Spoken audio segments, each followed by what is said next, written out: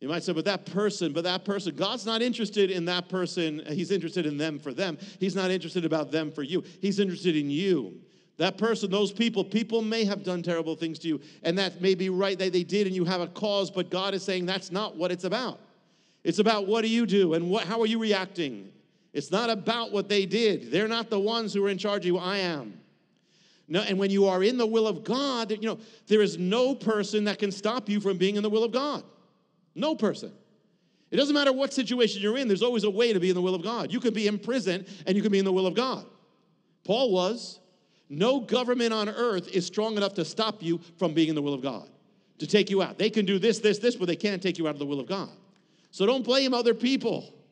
No one has the power to take away God's blessings from you. They can take away this and this, but they can't take away a blessed life. No one is responsible, and Paul knew that. No one is responsible for your happiness or your joy. This is what messes it up. Oh, well, they did this. Forget about what your parents did or didn't. Forget about what your spouse did and did. That's not it. Nobody is it. You are with God, and He is the one who blesses you. Therefore, there is no reason why you're not supposed to be blessed, unless you're resisting the will of God. Sometimes I've listened to people. They come for help. They want, and says, I can't take it anymore. I'm in this situation. I said, okay, so get out of the situation. Well, I'm not sure. If I do that, I don't know. I said, all right, stay in the situation. Well, but I can't because I want to. And they go back and forth, and you realize it's just a way of, they just want to stay where they are, and they're just talking. And I'm thinking, you know what? You're the problem. The problem is, well, I don't have any time to be with the Lord. I don't have time to spend time with the Lord. I'm too busy. There's too much. But you know what? Yes, we are busy. Yes, in the Northeast, we're even more busy. And in the 21st century, we're even more busy. But we're still responsible. We still make decisions. If we're not having time in the Lord, it's not the world's fault. It's our fault.